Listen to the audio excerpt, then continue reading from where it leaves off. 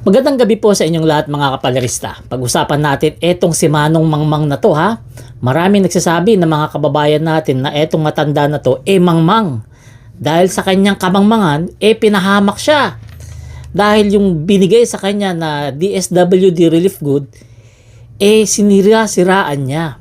Imbis na magpasalamat na lang kung ano-ano pa na mga pangit na salita ang sinabi niya.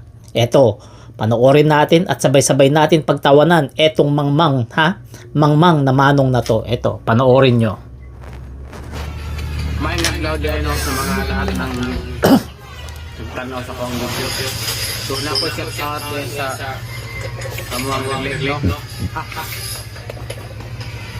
Kamong mga DSWD. Kung nag-relief mang galing mo, kanang nindot na bugas. Mag-relief man to pero mura na magbato. Sana naman yung bisag wala pa tayo sakit. Magkasakit na lang ka. Gumigan na yung relief. Hastang quality ha. No? So, relief mang galing mo muna na may pagwala. Magkantos na lang yung kaklan kamuti sa amin. Tanawa, gahapon, nadawat na mo ni. Hindi kagaling niya mong ilungaban. Karon nagkasakit mo yan. Huwag na pa yung mga bata na nagkasakit yan. Gumikan na yung bugasan. Akong pungutan na sa inyo, ano sa kumani nga bugas ninyo gitago? Pila pa katuwid ninyo gitago. Karon, diak sa mitray dire. Pila pa 1 week ago, ang niagya mo ang try dire sa mo. Dirlipan mo ninyo ini nga bugas. May pagwala, naunsa mo. Isag wala pa may sakit, magkasakit na noon may. Kaya nangatag mo aning bugas, nakastang bahuwa. Baliktad na ang sitwasyon. Pamukhaw na yun sa batikon nila. Huwag napay kauban na niya ng mga kape nga nasa sulod sa karton nga naay na kape. Bibigyan niya ang kape, ibutan niya sa baso, ibutan niya ng tubig. Pagkauman, ning lutaw ang mga ulod. Kung di mo to, bisa pa pagtunan na itong babae na nakatimplang ulod. Karoon na yun. So dagang salamat sa mga nasakitan ng diyan aming bugasan ni. No? May pagwala, magtantos na lang mig. Kaya kaunay. Muhinom na lang ng tubig, buntag-bunto hapon.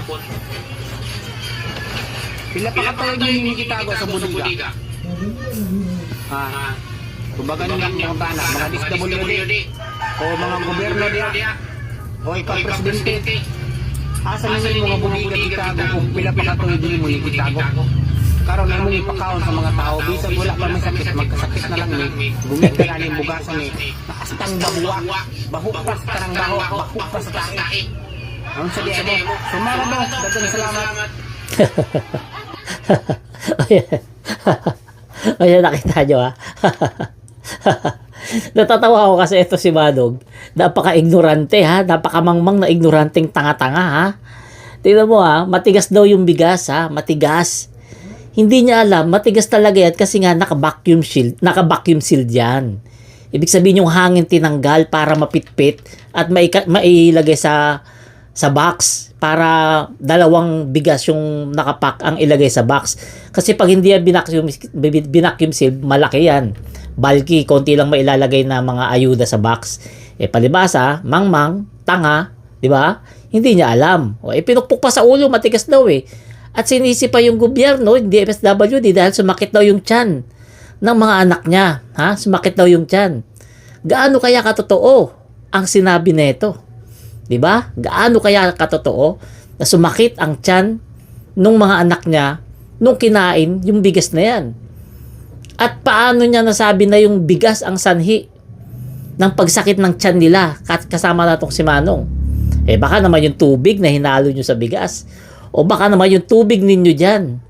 O baka naman ilang araw na kayong nalipasan ng gutom, kaya sumakit yung tiyan nyo na nakatikim kayo ng masarap na bigas. Ako, saksi ng dalawang mata ko, yung mga bigas na yan, ay hindi po yan NFA. Kasi mismo ako, nag-cover ako dyan sa DSWD habang nire-repack yung mga bigas na yan. Mapuputi po yan, wala po yung halong yelo-yelo. Matigas lang yan kasi nga naka-vacuum seal, tanga ka. Dapat tinanggal, binutas mo muna para may pumasok na hangin dyan. At hindi ganyan yung pinagsasabi mo na pinagtatawanan ka ngayon ng mga Pilipino. Di ba? Isipin mo, ikaw na binigyan, ikaw na tinulungan, na tanga ka, pero ikaw pa ngayon ang naglalabas ng hinaing sa buhay. Ha? Ikaw pa ngayon ang nagrereklamo. Eh di sana, hindi mo na lang tinanggap. Ibalik mo na lang kaysa magsalita-salita ka ng ganyan. O ngayon, anong resulta? Eh di pinapatawag ka ngayon ng barangay ninyo. Dahil sa mga pinagsasabi mo na yan. Di ba? Hindi mo kasi naisip yan kasi mangmang ka. Banat ka ng banat. Di ba? Hindi mo muna tinanong yung DSWD dyan sa inyo. So, dyan sa lugar ninyo, kung sino nagbigay sa inyo niyan. Dapat tinanong mo muna bakit sumakit yung tiyan mo. Nagsabi ka muna sa kanila para matulungan kanila, mabigyan ng gamot yung sakit ng tiyan ninyo. Eh wala eh, banat ka kaagad eh. Nag-video ka kaagad eh. Palibasa, halata talaga na dugong dilis ka na tanga ka. Di ba? Halatang halata na dugong dilis ka. Kaya banat ka kaagad ng video. Ano nangyari?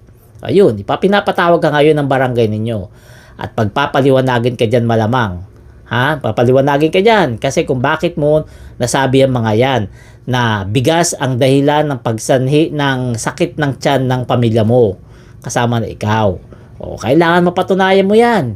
Kasi kapag hindi mo napatunayan yan, bulilyaso ka. Pwede kang makasuhan ngayon, Manong, sa paninira mo na yan. Kasi dapat hindi mo na binidyo. Dapat nagreklamo ka na lang dun sa mga nagbigay sa inyo na DSWD kung yan man talaga ang sanhi ng pagsakit ng tiyan nyo.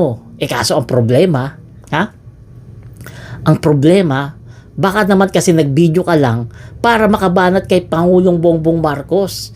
Tingnan mo, nabanggit mo pa nga si PBBM, di ba? Wala naman siya dyan, nung binigay sa'yo yan. Hindi naman siya yung nag-abot sa'yo yan, pero siya yung tinutumbok ng video mo na to. Yung gobyerno ang tinutumbok ng hinaing mo na to. Di ba? Aminin na natin, Manong, may dugong dilis ka. Kaya ganyan ang lumalabas sa iyong bunganga.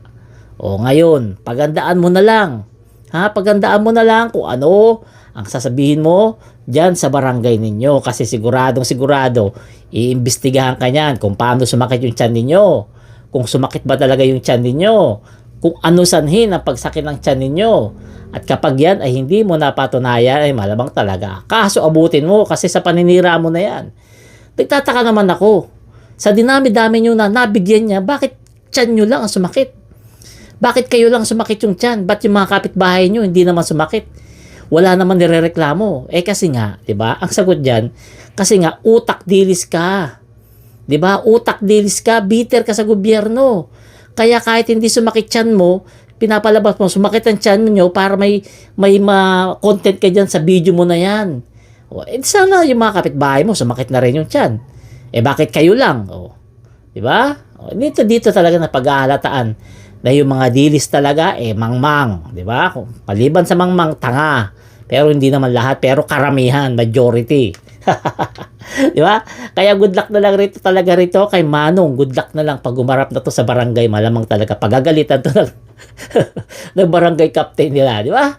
So hanggang dito na lang. Maraming salamat po sa inyo lahat. Paki-subscribe po tong YouTube channel natin. Magandang gabi.